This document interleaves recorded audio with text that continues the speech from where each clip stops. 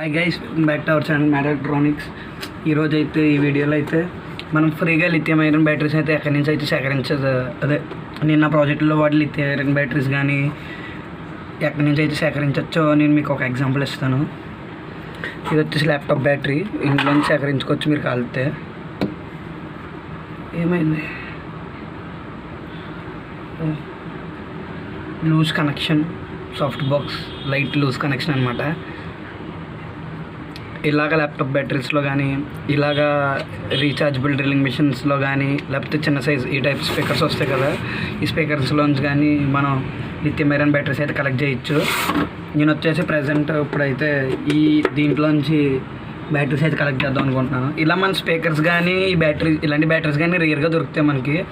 ఈ laptop batteries అయితే ప్రతి ల్యాప్టాప్ రిపేరింగ్ షాప్స్లో అయితే ఉంటాయి కనుక ఈజీగా దొరుకుతుంది. అప్రాక్సిమేట్లీ నాకు ఒకసారి కొన్నాను, అంటే ఇది అయితే మనకి ఫ్రీగా వచ్చిందనమాట. స్క్రాప్లో దొరికింది ఇది.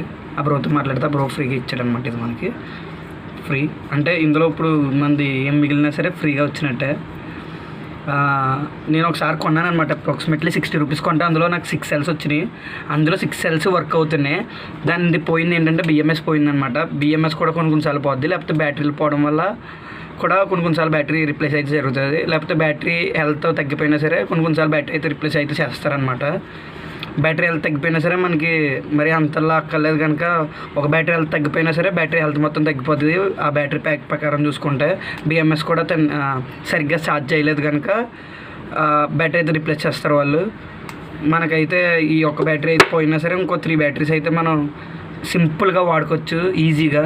నా దగ్గర ఉన్నది అయితే లెనోవో కంపెనీది, manufactured in cells made in Korea, package proceeded in China అనమాట. అంటే బ్యాటరీలు అయితే కొరియాలో తయారు చేశారు, కానీ అది అసెంబుల్ చేయడం మాత్రం అయితే చైనాలో అసెంబుల్ చేశారనమాట. దీన్ని అయితే ఎలా రిమూవ్ చేయాలో చెప్తాను. అంటే అందరూ ఈ టైపే దొరుకుతాయని నేను ఏమనట్లేదు. ప్లాస్టిక్ హౌసింగ్ వస్తుంది నా దాని మీద. ఏంటంటే ఇలాగా జస్ట్ పేపర్ హౌసింగ్ వచ్చింది. అంటే పేపర్ అంటే ఈ tape type, plastic tape type వచ్చిందనమాట.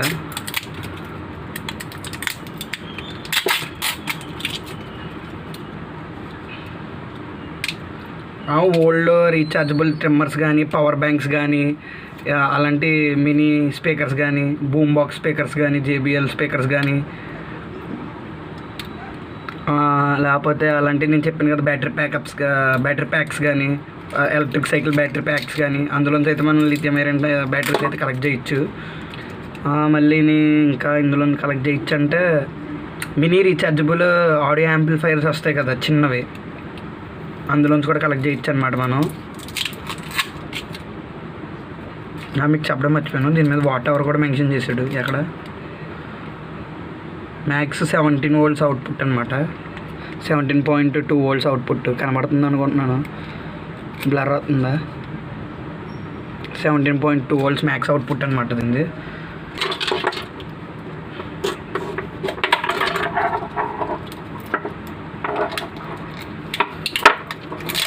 నేనైతే ప్రతి సెల్ని అయితే దాని ప్లాస్టిక్ హౌసింగ్లో అయితే తీసాను. ఇప్పుడు చూద్దాం. మెయిన్ ఇక్కడ ఉంది, మనం మల్టీమీటర్ని అయితే DC-20లో అయితే పెట్టుకోవాలి. ముందు బిఎంఎస్ దగ్గరికి వోల్టేజ్ వస్తుందో లేదో చూసుకోవాలి. ఇక్కడ రాసి ఉంటుంది అనమాట V పాజిటివ్. ఇక్కడ మన ఫస్ట్ బ్యాటరీ అంటే ఇక్కడికి వస్తుంది కనుక V పాజిటివ్ కదా. మల్టీమీటర్ అనట్లేదు. ఓకే, ఇక్కడ పెట్టుతున్నాను. ఐ హోప్ కనబడుతుంది అనుకుంటున్నాను. మల్టీమీటర్ V నెగిటివ్కి, ఇక్కడ ఫస్ట్ బ్యాటరీకి. అయితే ఇంకా ఫస్ట్ బ్యాటరీ అయితే డైడ్ అనుకుంటున్నాను, డెడ్ అనుకుంటున్నాను. బ్యాటరీ బ్యాగ్స్ ఇప్పేసి కూడా చెక్ చేస్తాను అనమాట నేను, కంగారు పడిపోకండి. సెకండ్ బ్యాటరీ ఇది ఆల్మోస్ట్ డైడ్ సిచ్యువేషన్లోనే ఉంది.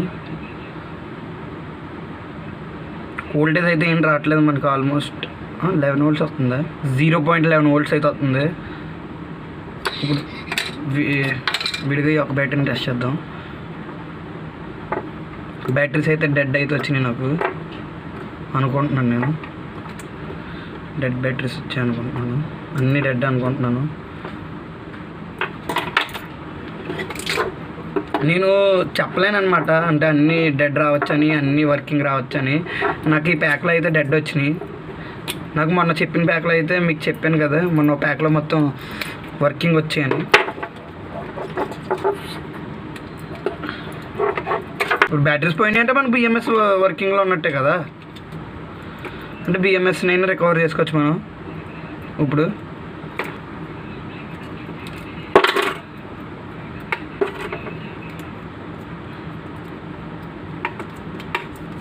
DC20లోనే కదా ఉంది, మీరు కూడా చూడండి మల్టీమీటర్ DC20లోనే ఉంది. ఏమో మనం చెప్పలేం కదా ఎప్పుడు ఎలాంటిది రావచ్చు అని. బ్యాటరీస్ చూడండి బ్రాండ్ న్యూ కండిషన్లో ఉన్న బ్యాటరీలు మాత్రం.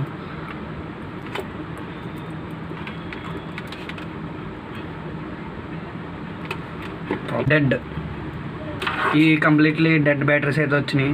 నేను అలా అని చెప్పను నాకు ఫుల్లీ డెడ్ బ్యాటరీస్ వస్తాయని, నాకు వచ్చినాయి. ఇది డెడ్ అనమాట, ఫుల్లీ డెడ్. అది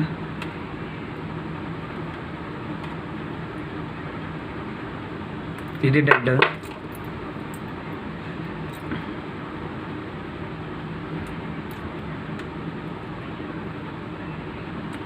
డెడ్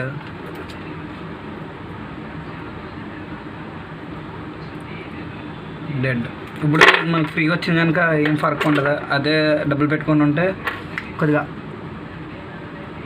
ఎమోషనల్ అవుతుంది. నేను ఎమోషనల్ డ్యామేజ్ అవుతాయి అని ఏదో ఒకటి అందునప్పుడు నేను, ఎందుకంటే మనకు ఫ్రీగా వచ్చే ఫర్క్ ఉండదు. ఇప్పుడు నా దగ్గర ఉన్న ఓల్డ్ బ్యాటరీస్ అయితే చూపిస్తాను, ఇందులో తీసినవి. ఇది వచ్చేసి ఓల్డ్ స్పీకర్లోంచి అయితే తీసాను. దీంట్లో బిఎంఎస్ కూడా ఇన్బిల్డ్ ఉందన్నమాట, ఇన్బిల్డ్ బిఎంఎస్ యూజ్ అవుతుంది. అక్కడ అన్నిటిలోంచి మనం రికవర్ చేయొచ్చు. నేనైతే ఇందులోంచి అయితే పవర్ బ్యాంక్స్లో అయితే ఎక్కువ బ్యాటరీస్ రికవర్ అవుతాయి. పవర్ బ్యాంక్స్, ఇలాంటి బ్యాటరీ బ్యాగ్స్ నుంచి మీకు నేను ఒకసారి తీసాను అన్నాను కదా, ఇదిగోండి దాని బిఎంఎస్ ఇదనమాట. దాని బిఎంఎస్ వాటర్ డ్యామేజ్ వల్ల పోయిందనమాట.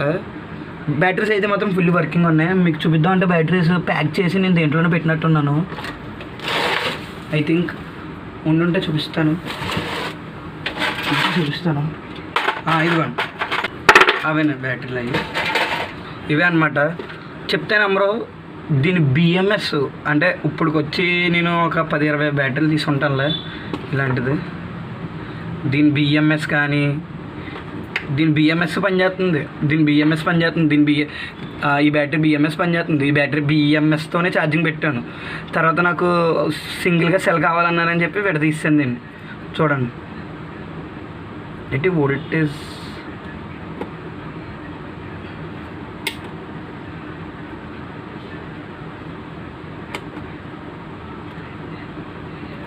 ఈజీగా ఉంది పెట్టి.